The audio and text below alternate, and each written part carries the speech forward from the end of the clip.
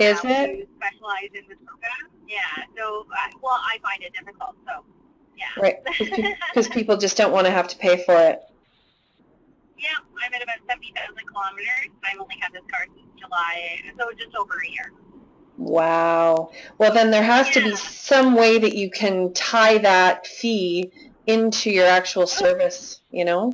Yeah, what is 70,000 times, what is the government rate now? 54 cents a kilometer? Yeah. Wow. Yeah. That's it. And even like the wear and tear on your car, everything, that is a crazy huge expense. Actually, Wow. Wow, that's really overwhelming. That's crazy. Oh well, but I'm so glad that you could join us. So you weren't able to access the videos online? Oh, I think she went into a black hole. Anyway, what I'm going to be doing is the videos are now posted online on the YouTube channel. I think that because of their privacy setting, people are having a hard time getting to them. A couple of you have said that. So what I'll do is I'll go through and I'll just make it public so that we can all, like anybody who wants to, can actually see the videos. The end goal for me would be to get it onto our server. We've uploaded, basically what we're trying to do is have an actual place for you to go on our YWCA server to access all of the PDFs and all the other documentation that I've been giving you guys, and it just takes a little while to set that up. And so most of the PDFs are up now, and I'll be sending you a password to actually get onto our site. And then what I'll do as well is I'll do that for the YouTube site as well. I'll make sure that that we can, like, that you guys can actually access it and then hopefully be able to transfer it over onto the website. But I'll let you know when I actually transfer it. So hopefully that will work better in terms of being able to access the actual video. So today what we're going to talk about is we're going to move forward on more market research information. I hope that you were able to do some market research on your own, maybe, and actually, you know what? If you weren't able to access the video on YouTube, that means you didn't see last time's, it's all coming clear to me now. That means that you didn't see last, like, Monday's class. Am I correct in that, Holly? Yeah. Yeah, okay. So you know what then? I'm thinking that what we should do, how about what we do in... I read through the reading. You read through the readings, though? Okay, did that make sense to you? Yeah. Okay. I don't know, is anyone else on the call today? Or? No, no one else is here today. I think that there's one other girl, but she never talks. So, I'm sure that, like, basically what I try and do with the presentations is I try and just summarize what I talk about in the readings, so hopefully it would be pretty clear. So, you know what, I will go on and keep on going because I think it's important, and it's all part of the same package anyway, so it'll just, you know, go further into the importance of market research and ways to do it and all that kind of stuff. So did you by any chance did you see the phone number that it was in the reading where they would actually do your market research for you? I did see it, but I didn't call anyone. You didn't call it? Okay, perfect. I think you should call it. I think everybody should call it because they actually do the market research for you for free. Which is always nice. Now it's secondary research, so it's more stats-based research, which is normally the part of the research that people don't really want to take time to do on their own anyway, because it's pretty boring. So it would be it's a good way to get that under your belt. So hopefully, hopefully that works out. But I highly encourage you to call after your journey. Yeah, that sounds good. If you hear beeping of any kind, it's my GPS. That's why the mute is always good. Okay, yeah, exactly. That's perfect. What I'm going to do now, actually, is I'm going to mute because I can hear, like, the air and stuff, and then I'll come back in and out. Okay? Okay. All right, Yeah. here we go. So one of the really, really important things to do in terms of market research is something called a SWOT analysis. And what SWOT stands for is strengths, weaknesses, opportunities, and threats. What we did earlier was we did a SWOT analysis for ourselves when we were in the first when we were working in the first few bits of reading that we were doing. And doing a self-SWOT is always a really, really good idea in life in general, but this is specifically for your business. And so when we're thinking about different business things and we think about the strengths that you have, you want to write them down in a clear list. It's a good idea to have 4 separate pieces of paper. You have your strengths, weaknesses, opportunities, and threats. You could even post them on the wall in your office so that they can be constantly changing and you can be constantly looking at them to keep an eye on where you're at in terms of your SWOT, because it's something that you always need to be considering. And so think about, what are your strengths? What are they exactly? What advantages does your organization have? What do you do better than anyone else? What's your unique or your lowest cost resource that you can draw on that others can't? Like, have you been able to source a really, really great product that you can offer all of your customers that isn't in your market? You know, you can offer that to your clients, and you know that the Joe Blow next to you who's offering the same kind of service isn't doing that. And then also, what do people in your market see as your strengths? So that can come from you actually talking to your clients or talking to your potential clients and having them tell you why they think you're different, why they think you're special, why they think that you are better than everybody else. Things that we often, we can sit and think internally and look at ourselves, but it's always nice, once again, to ask outwardly, because we always get different answers than we think we're going to get. And so you want to do a really, really good investigation of all of your strengths and be confident when you're thinking about them, because, hopefully you think what you're doing is really, really awesome and that you have a lot of strengths. Other things that you can think of is like, what is my unique selling proposition? How am I going to get the sale? What about me makes me the one who gets the sale? And you want to always look at those strengths and think about how you can make them better. In terms of weaknesses, what are your weaknesses that you can see? Like right away, most people who are in business know exactly what their weakness is. It's like, I am not good at scheduling myself for follow-up phone calls. That's something that I try and avoid. Or I don't deal well with conflict, and so I don't deal well when somebody comes at me and it's a situation of conflict, and I don't really know how to deal with it consistently and in every situation in the exact same way. Those are just some examples of some weaknesses that some people do have. And so you can look at, what could you improve? What are my weaknesses and what could I improve? What should I avoid? If I don't get along well in situations where there is, somebody who is incredibly, for me personally, somebody who's really anti-female, somebody who thinks that women, aren't capable of doing every single thing that a man can do.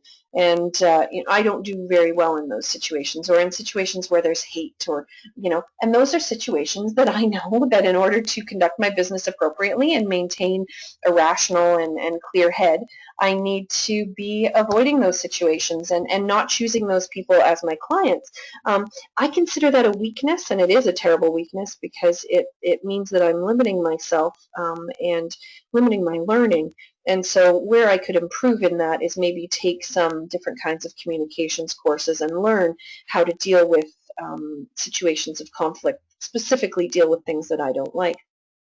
So other weaknesses, what are people in your market going to see as your weakness? Do they see that because you're just you, there's only one of you, and you're a retailer of television sets? Do they see that as a weakness, or do they see that as something that's positive? Do they see it that it's a weakness because you might have to charge more for your products because they know that the big box stores can carry it for way less? Is that something that they see as a weakness, or is that something they see as a strength? I personally would put it on both categories, but they might see it as a weakness. You can always ask those questions. Go around and literally in people's faces.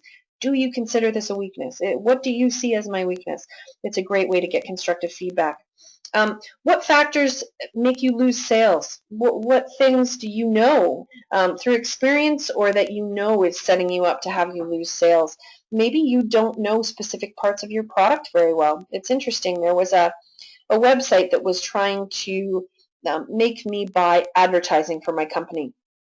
And they really, really wanted me to buy the advertising, and so I started asking questions because I've been doing it a while. I've been doing marketing, advertising on the internet, and so I started asking them questions about tracking and how they were going to show me how many clicks I was getting on my ads, and just to tell me whether or not it would be something that would be worth my time and my money. And the moment that I asked that question, it was very, very clear that they didn't know what I was talking about. They understood the basic concept of, showing me how people got through, but they didn't even know what kind of software they were going to be using to track the click-through rate of people on their site. I think that would instantly make them lose sales. And it's a serious, serious weakness, because if you're going to be selling something, if you're going to be selling either a product or a service, it's incredibly important that you know the ins and outs of everything.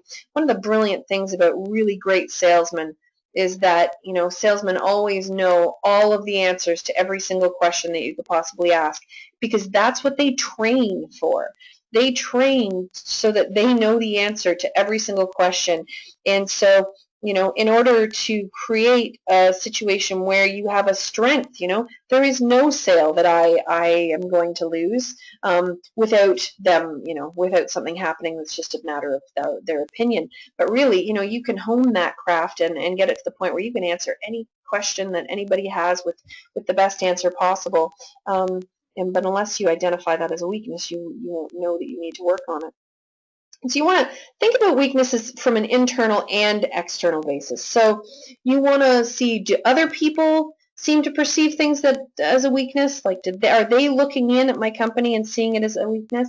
And then you also want to look at what your competitors are doing that could be better than you, and how realistic it is to it's an unpleasant truth sometimes when you realize that your competitors are way better than you, but it's something that you really, really need to look at and detail yourself in comparison to your competitors so that you can see what your weaknesses are.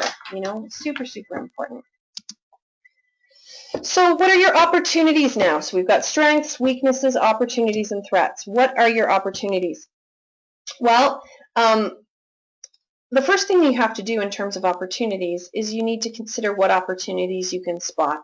What do you know instantly are opportunities? They're blaringly obvious. They're part of the reason that you do what you do, because you were able to identify that opportunity in the first place, or else you wouldn't have even started down this path. And so that's the first place you go, and you start listing all of those opportunities that that are bang on, and that that are something that opportunities that you can actually turn into your business's opportunities, not just the actual opportunities out there in the world. Then you can look at what interesting trends that you're aware of in your industry. It's really important to know about trends when you're considering marketing to your clients. You have to know what trends are out there. There are such massive trends that go on in different segments of the population that in order to target those segments, you have to know what the trends are. And, on any given year, there are typically 3, 4, maybe 5 trends that are going on, and you can decide which of those you would like to focus on and focus your marketing on.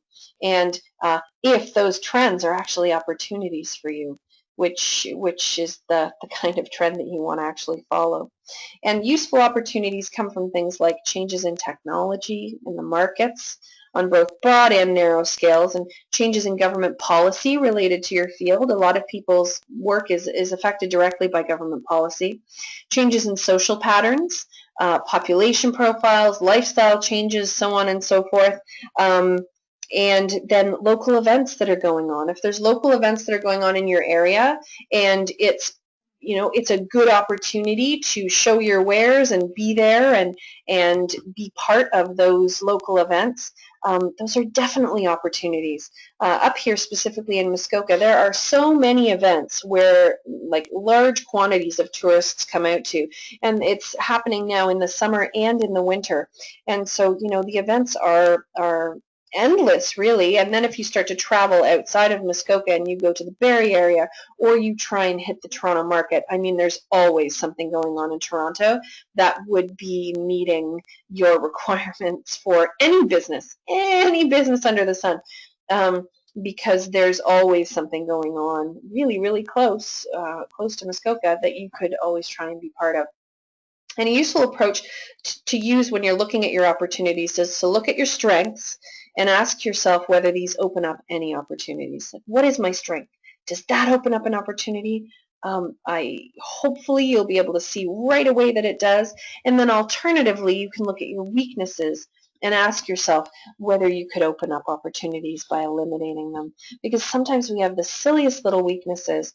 And if, for example, if we don't have good number skills, and all we needed to do was, hire a bookkeeper to work with us for 3 hours a week. And if we did that, we can open up so much more, because we wouldn't be facing the barriers to continue on with our work. We wouldn't be spending 2 whole days, worrying about our bookkeeping when we could pay somebody for 3 hours. And those kind of things are what you look at in terms of your weaknesses turning into opportunity.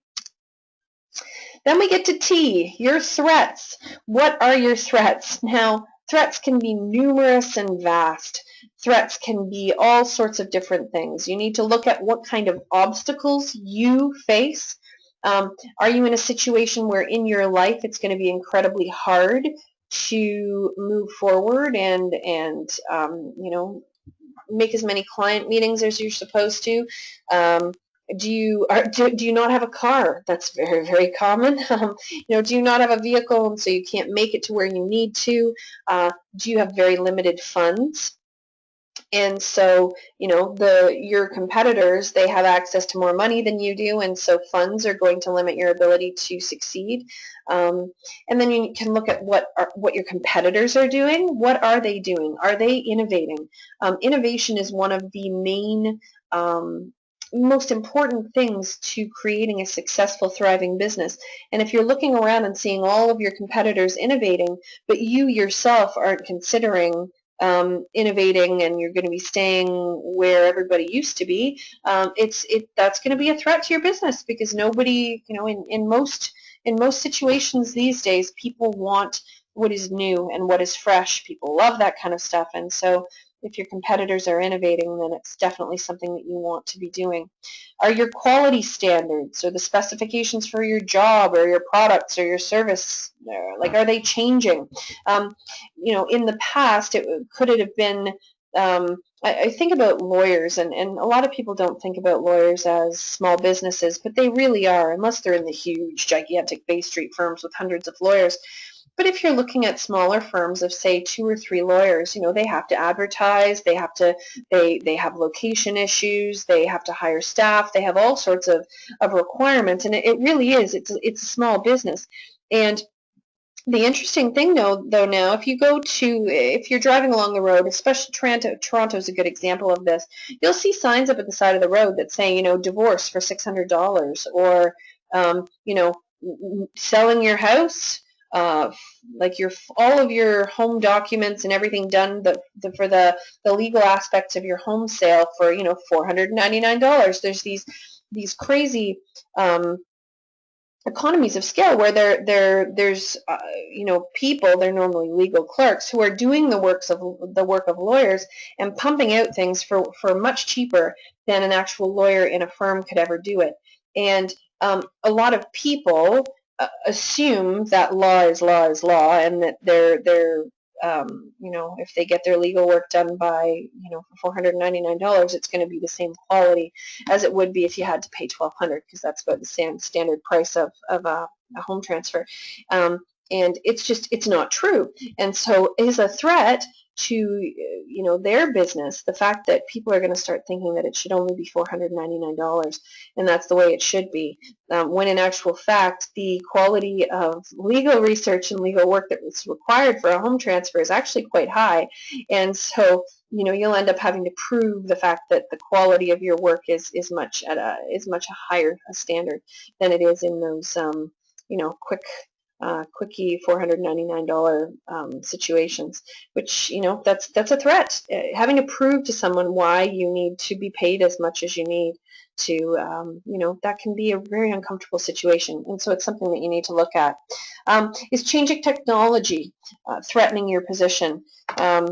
If you think about it, for a long time telephones were the only way that we contacted people. And so, for example, let's say you were somebody who went in and organized the human resource department, and specifically what you did was you did satisfaction surveys for the employees. And so what you would say is, okay, well, what I normally do is create a telephone interview process where I talk to them and they spent about 45 minutes of their time talking to me over the phone about all this stuff, and then there's another company who offers it online where all of their employees, it would only take them about 10 minutes to finish the entire survey of their satisfaction of working in the environment. And so as a human resource professional offering that kind of a external service, you want to make sure that it is as technologically advanced as it possibly can be, because number one, a computer situation like a computerized survey is going to take way less time than a telephone interview, and so that in fact is going to be what employers are looking for. Do you have bad debt or cash flow problems like we talked about in the obstacle? If you have bad debt and it is something that you haven't dealt with and gone and done a consumer protection plan and all of those steps for, it's going to be very, very hard to start your own business. And the main reason why is because often we do not have the cash flow or the amount of money that we would need to be able to buy all of the inventory that most of us need, even if it comes down to business cards. If we don't have a credit card to pay for that, at least initially, even to purchase something online, and not have to go through the rigmarole of buying the prepaid cards and all that kind of stuff, it's really important to have access to credit. And for example, one of the girls that I'm working with now, she's ordering a lot of products in from the United States, and one of their first requirements is they do a credit check on her, because if she is not able to meet the credit requirements, they're not even going to have a deal. Like, they're not even going to agree to sell her 10 units of anything, whether 10 or 1,000, doesn't matter. They're not going to sell it to her if she has bad debt. Because what's the point?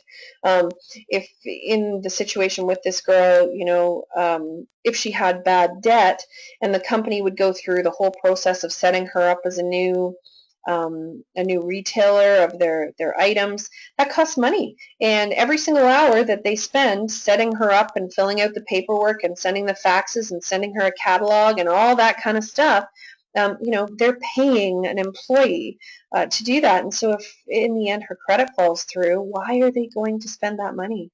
No, first of all, they'll do a credit check, make sure she's good for it, and then they will spend the money to actually go through all the stages. It's also very important in that same regard, just thinking of your own business, and clients who are coming to you to use your services or buy your products, it's incredibly important for you to check their credit as well, because every minute that you put into these people is money that you are spending, whether it's just your time, which is all worth money, or actual money that you're spending, using your pen ink and your computer and your internet and all of that kind of stuff. And so if you're not ensuring that people have good credit, you could be losing a lot of money. And so you need to put some kind of a system in place to ensure that people do have money. That sometimes can be as simple as a deposit, and then you can keep working. I know with what I do with the babies, the moment that I sign a contract with somebody, they have to pay me a deposit.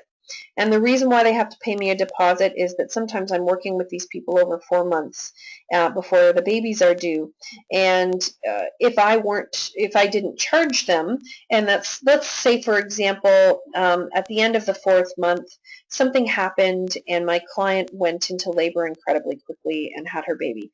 Now, in my contract, she still has to pay me. It's not my fault that that happened, and I've given her my time and scheduled her into my calendar, and so that she still has to pay me the full amount. But let's just say she didn't. And I would be in a situation where I could decide to take her to court and sue her for the rest of the money, but it would end up costing me the same amount to sue her as it would for to actually, then just let it go, just because suing somebody is a lot of money. But at least I would have the initial deposit that would pay for all of the time that I had already put into it and all the meetings that I'd had. That I had already had with them. And so it's very, very important to set up a situation where you do have some kind of funding coming in that's paying you for the services that you're going to be rendering along the way. Super, super important. And actually it helps with cash flow, which is, one of the threats. If you don't have good cash flow, it makes stuff really, really, really, really tough. So you need to think about, could any of your weaknesses seriously threaten your business? If you have 5 kids, you have to work from home, and you're making glass ornaments on your dining room table, is that going to seriously affect your business? Quite possibly. Unless you have gates all around your room, which could, I mean, moms are amazing things. They can do things like that, right? But, you need to, that's just a silly example, but you need to think of any weaknesses that could seriously threaten your business.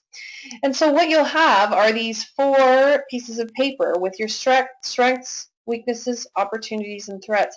And once again, it just helps you look and see where you have to move forward, what you can try and fix, what you can feel really good about, and what you can start pumping and talking to other people about, because your strengths should be celebrated and featured.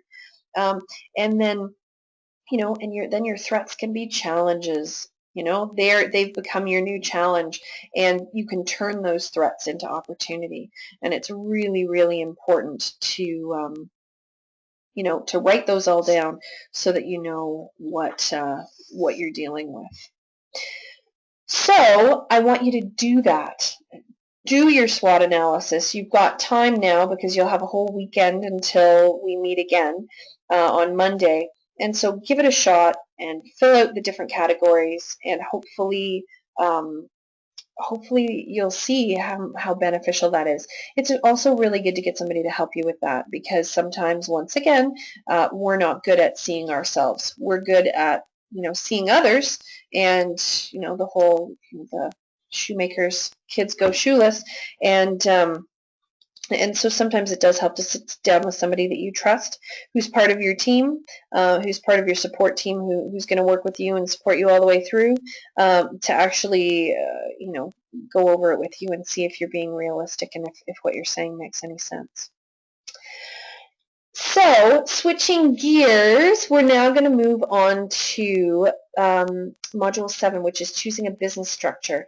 And this is a discussion about the different forms of businesses that you can actually form, whether it be a sole proprietorship, a partnership, or if you want to incorporate your business. And in the reading that I'm going to give you, there's a detailed analysis of all of the different options, and it's really, really good to go through and read it and see what you're interested in, because in some situations partnerships are an advantage, or so is incorporating, and many people have a lot of questions about what would be ideal for them. And so hopefully these charts and just the discussion we're going to have now will help you with that. I always think that it's good to look at things in terms of their advantages and their disadvantages, and so that's what we're going to start doing with each one.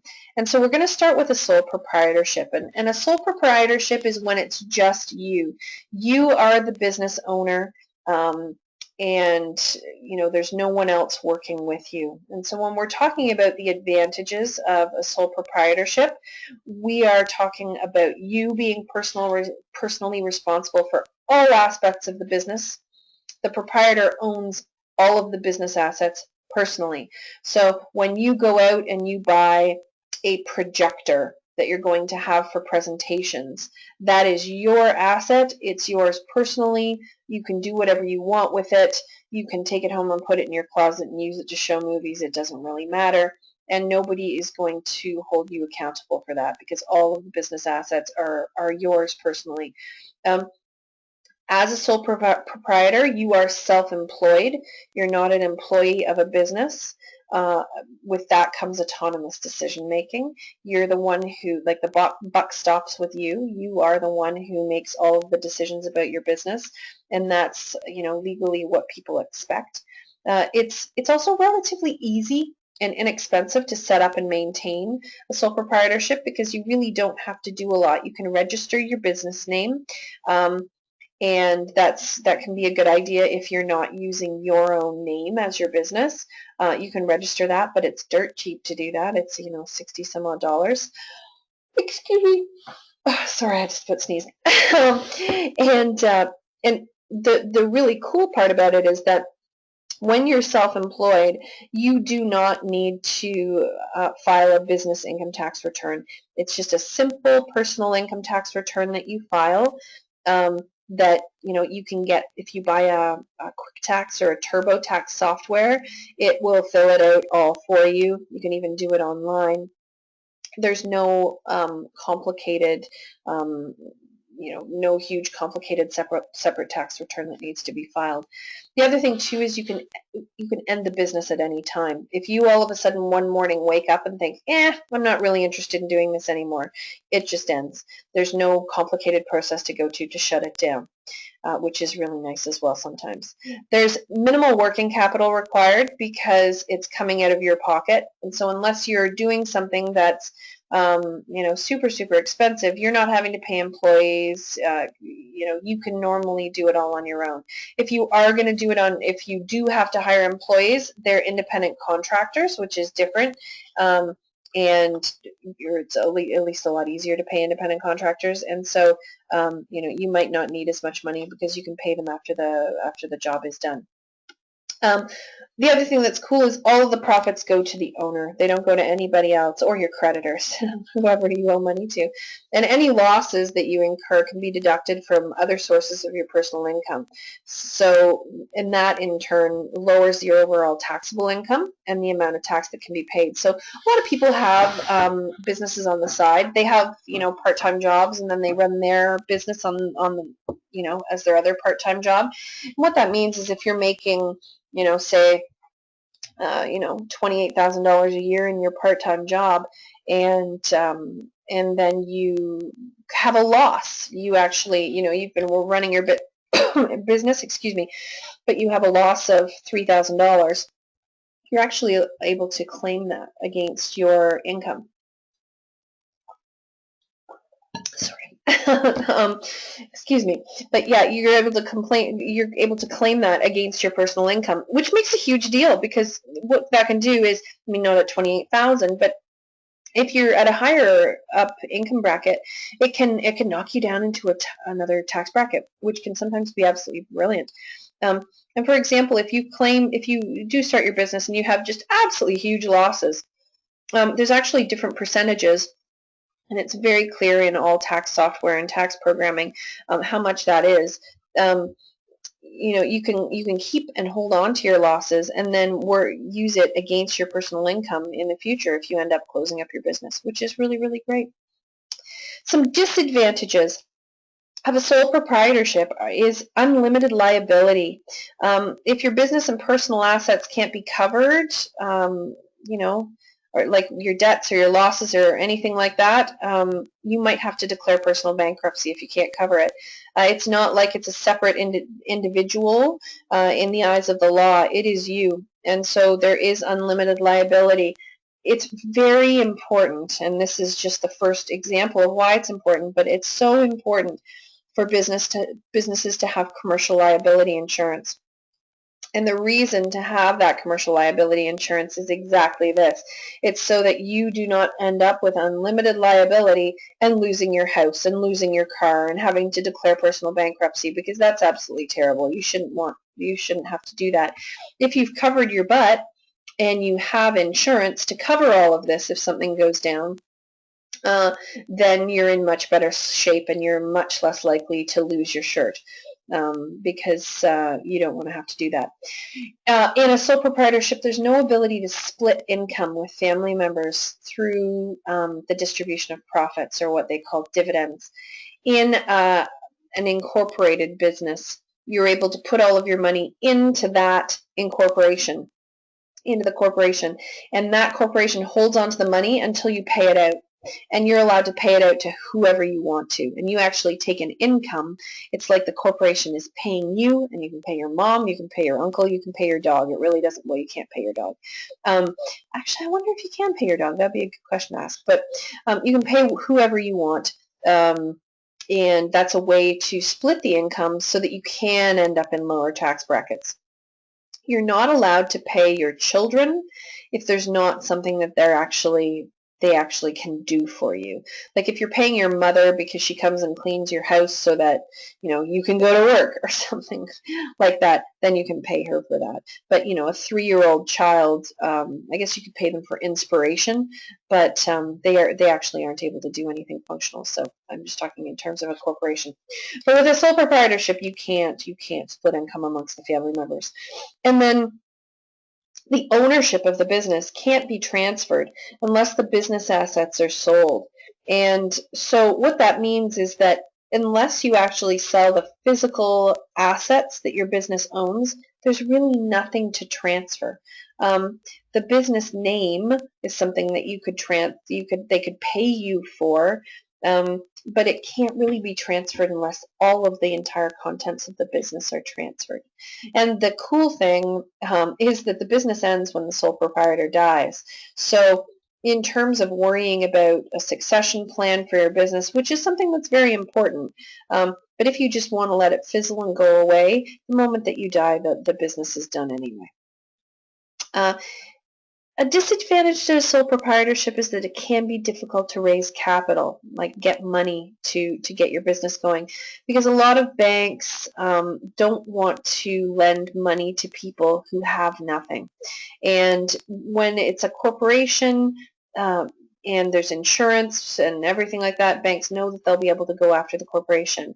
If you are already insured and you have a home and a couple assets, it's a lot easier to raise capital in terms of a sole proprietorship relationship. And then any profits are taxed at the owner's personal income tax rate, which is typically higher than a corporate tax rate. Depending on what the government's doing and what's happening, because we just had a change in government, the tax rate is very low. And I mean, the tax rate will never be higher than an individual personal tax rate, but so it is lower. And so the profit that you are raising or that you are bringing in will be taxed at a personal income tax rate. But if you see it as your income, just as you would of another job, it's not that big of a deal. But if you had like a huge organization that you'd created, incorporating would be a great idea, because then your tax rate would be way lower. But then you'd be paying yourself, and then you'd be paying tax. So it's kind of like a double taxation situation. So in terms of a partnership, and what a partnership is when you get together with one person, with two people, three people, and you want to do it together. And so you create an agreement. You're like, yes, we're moving forward together. The advantages of a partnership is that the partners own all the business assets personally, once again, just in a sole proprietorship. Now, it's hard sometimes to divvy up who owns what and who's paid for what, but that's all part of a partnership agreement that you have to create with a lawyer. Super, super important. Managerial and operational duties are shared. There's somebody else that you can go to who, you can go away on vacation because there might be somebody else to help you. There's limited regulation in partnership agreements. It's really important to make a pretty airtight partnership agreement, but the government's not going to come down on you about any of them. There's no regulations around it. It's actually contract-based partnership agreements where you make a contract with your partner, and that's how you go by. And so the law will hold you to that, but the regulations are quite if you make a partnership agreement without a great agreement, the government isn't going to get involved with any of that. They've kind of, they raise their hands where that's concerned. Separate accounting records for the business. You can keep the separate accounting records, but each partner has only one personal income tax return to file. And what that means is that you take the information for the business and you divvy it up and put it through your personal income tax return. And your business can also end at any time. There's no big deal in order to end the business. You can just say, nope, we're done, high five, and it's over. It's less expensive to establish in a corporation because it's less legal work. There's several sources of initial investment capital from more than one partner. Hopefully they have family. You can get money from there, and so on and so forth. And all profit is to be shared by the partners. And the losses, just like in the sole proprietorship, can be deducted from their overall taxable income, which is pretty cool. So, I mean, it works the same way as sole proprietorship in that way. So, disadvantages, once again, you've got the unlimited liability. Just like with the sole proprietorship, a partnership is not an individual in and of itself like a corporation is. And so if you have losses and other liabilities that you cannot cover, they are cut up equally between the partners, and you are responsible for it. If your partner dies, you are responsible. It's not like you can go to the bank and the bank will say, okay, you owe us this much money, and you're like, I'm sorry, my partner died. I can only pay half. And they'll be like, okay, no, too bad, you owe us the full amount, which can be kind of overwhelming. And that's why things like life insurance policies for partnerships and stuff like that exist, so that if that does happen, the portion of your partner's business that you're working with, if they all of a sudden die and leave you with all this debt, the insurance actually covers them, which is nice. Another disadvantage is divided authority and decision making by committee. In the beginning, best friends get together and they want to do something together.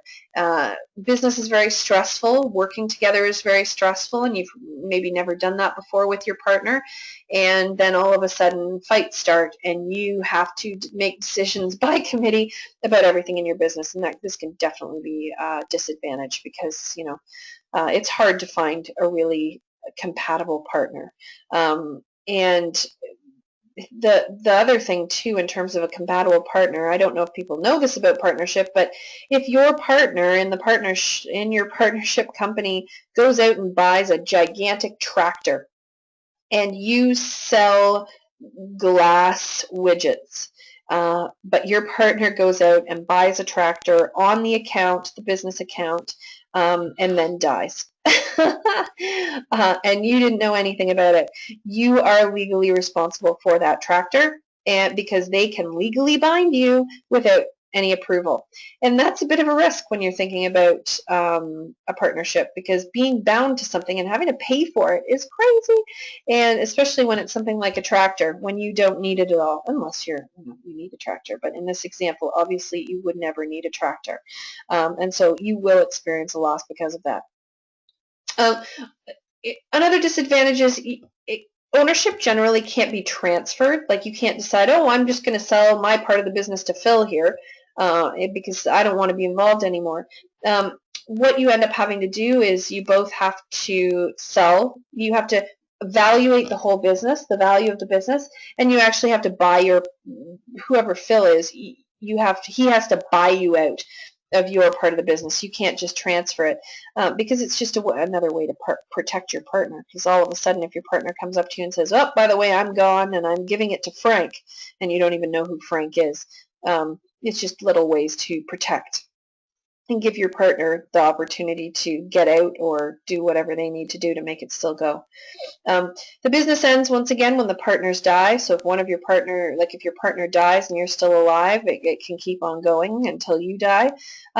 Limited partnerships are situations where people don't want to be involved in the decision making of the company, and they're not going to be involved in the day-to-day operation or anything, and what they basically do is just invest money. And limited partnerships can be transferred, similar to shares. But that's and limited partnerships is an option for people who just need money from someone else. But then you're still dealing with a partner, and you need to make a really airtight partnership agreement so that they just can't come in and start saying things that are, absolutely out to lunch when they don't work in the day-to-day operations of your business.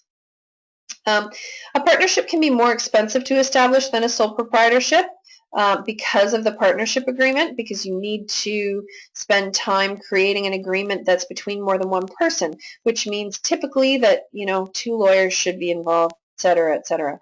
And so it can be more expensive. And it can also be, just like with the sole proprietor, it can be difficult to raise capital if you have no assets, but hopefully some of you do. And then all profits are taxed at the individual partner's personal income tax rate, which is typically higher than the corporate tax rate once again. And then we're going to talk about incorporation. And a lot of people always say to me, Annie, should I incorporate? Is this something that I should do?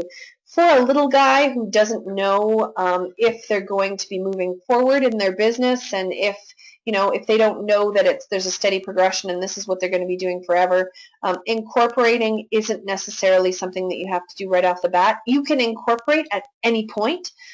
So what I say to a lot of people is, once you have enough money to incorporate, then you can incorporate if you really want to. But it does have its own foibles and challenges. So let's talk about the advantages, though. What an incorporation is basically a separate entity compared to you. If I were to incorporate a business, let's say it's called, Pantyhose Incorporated, and I would incorporate that, and the law and the government would see Pantyhose Incorporated as its own individual person in regards to the law and government, and which is kind of interesting. It's like weird. It's, how is that a person? But what that means is that it's something that is separate from you. Now, if you are the only one involved and you incorporate, you don't get away with it. They know that there's only one person involved, and they'll come after you for everything. But if there's 20 people, it makes it a lot harder for the government to come after you personally. So some of the advantages, they would say, are limited personal liability because it's a separate entity, and especially if you insure the incorporation, you are less likely to be targeted for liability. It's kind of wavering, though, because then why wouldn't everybody just create an incorporation, go into gobs of debt, and nobody could touch them? And so if you go down that, you realize that obviously it's not completely limited personal liability. Continuance. A corporation will live on despite a change of management or the demise of its officers, because that's what you're considered. You're considered an officer of the corporation if it's one that you started. And so if you die, it doesn't matter. It's a separate individual, and somebody can just take it over, which is a big deal if you're creating a succession plan and you're thinking about your children running your company. It's sometimes good to incorporate so that if all of a sudden something happened to you, there is a continuance of the corporation.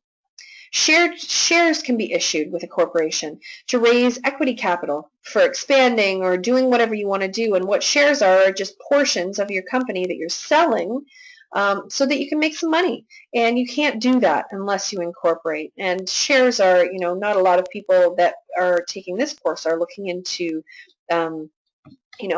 issuing shares, but if you are, you can send me an email and I'll send you a ton of information on it, because it is a way to raise money quite quickly. And you can issue just shares to family members as well. It doesn't have to be, it's not like you're going to be listing on the Toronto Stock Exchange or anything like that. There are tax advantages as well to incorporating, because you can income share.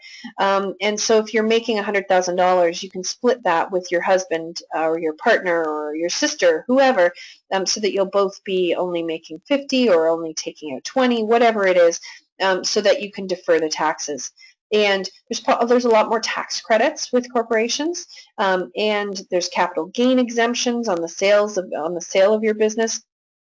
And what that means is that when you actually sell your business, if you've increased your business from $0 to $100 million and you sell it, there's exemptions on the sale of business in terms of what you're going to be bringing in. You don't get taxed, which is incredible, because it just doesn't work that way. And sharing responsibilities related to business and operations and management. It's nice in an incorporation to be able to bring in a lot more people and be able to share the responsibility of all that kind of stuff and not have it just rest on you. Some of the disadvantages, if the owner, which they always do, you have to post personal guarantees for securing financing. Even if you're in an incorporation, if you've incorporated, you'll still be personally liable.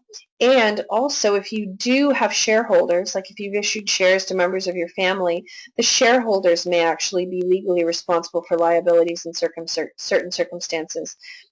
This has happened in situations where smaller companies specifically have kind of up and left and the guys disappeared to another country like Mexico or something and hide, and the shareholders end up actually having to foot the bill for what's happened in the little company, which is really unfortunate.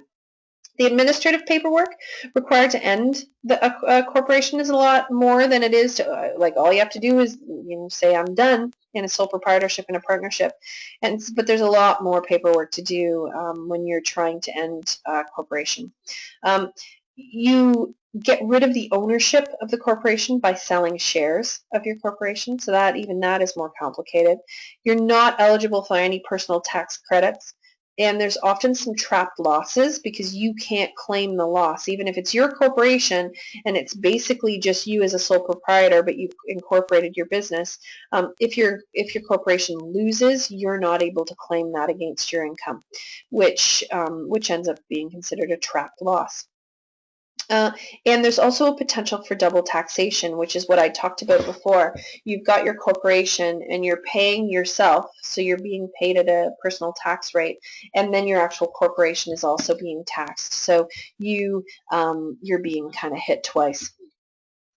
And then the biggest disadvantage of incorporating is the cost to establish and maintain the business, because there's 2, sometimes 3 income tax returns that are required, and you need to do the extra bookkeeping and the record keeping because they watch corporations a lot more, they being the CRA.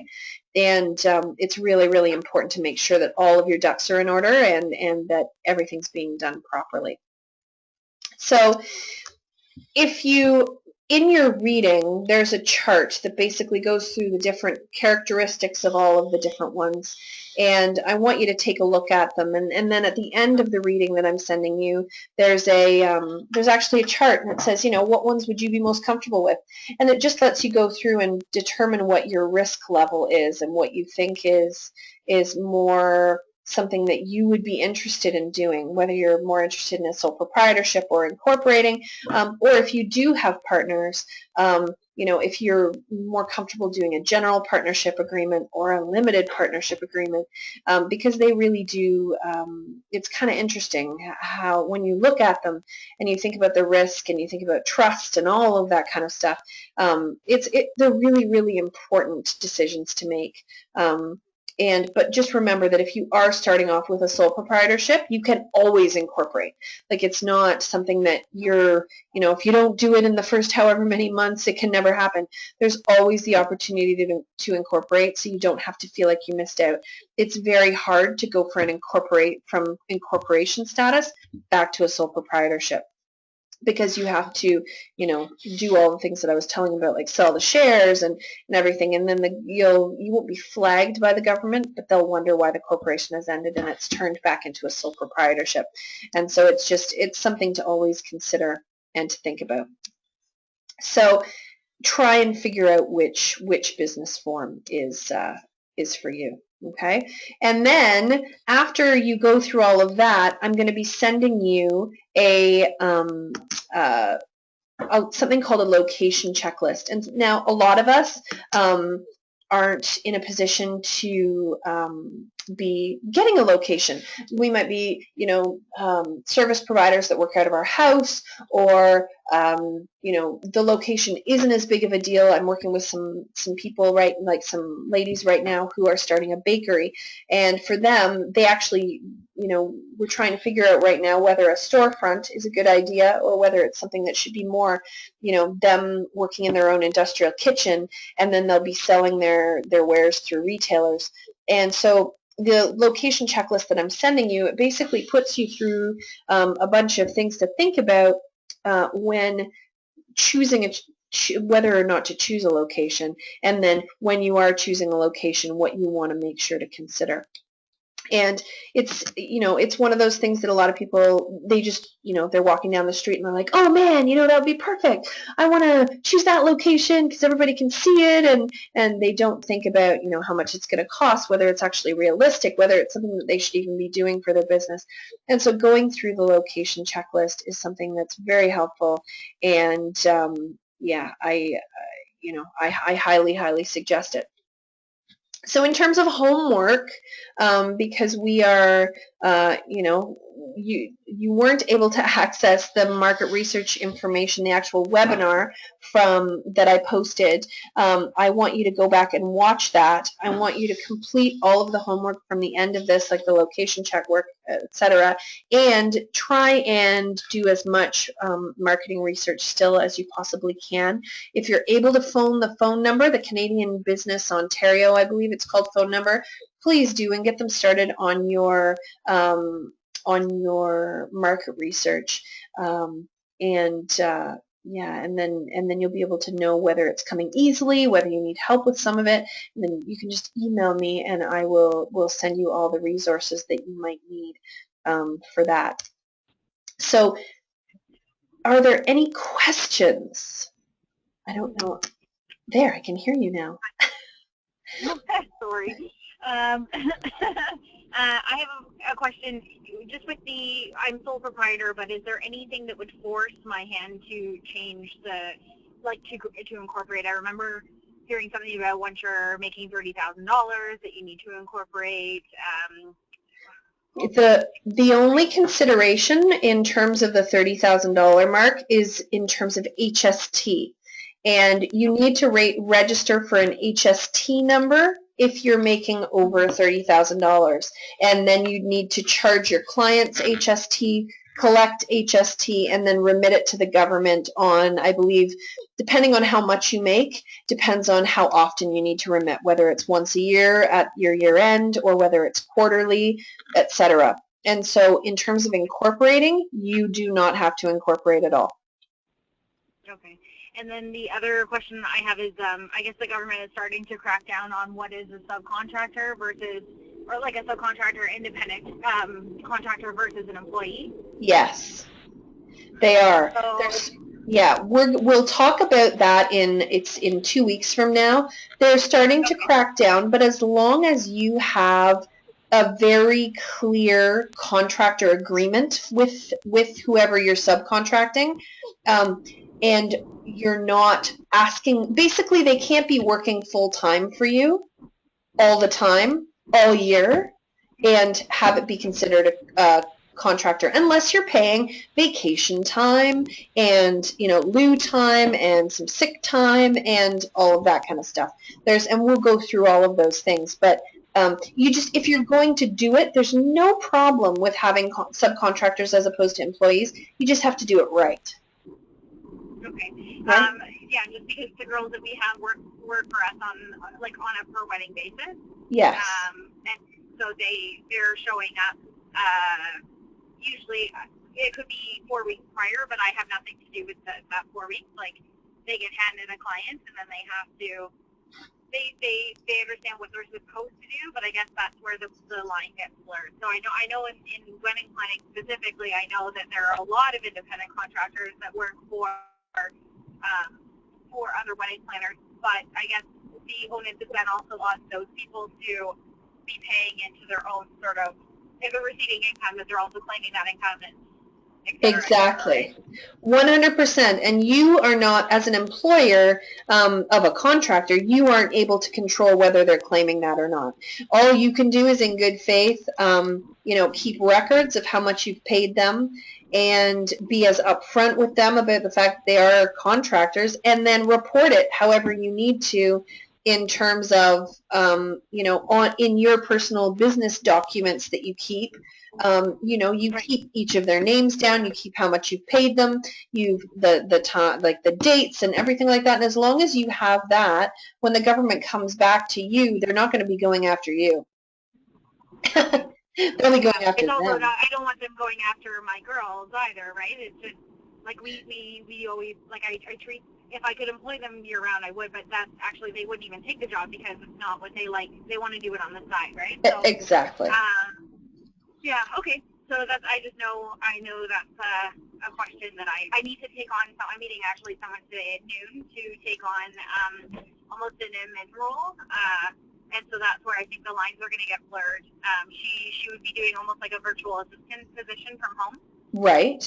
And so answering my emails and then Yes. summarizing my tasks for the day and Yes. probably scheduling appointments. So if she is being paid almost like a flat rate per day as opposed to an hour or flat rate per month, I'm just not sure how to get into that. When we talk about pay today, I'm just not sure how to go about that because that would be the first time I've ever done something like that.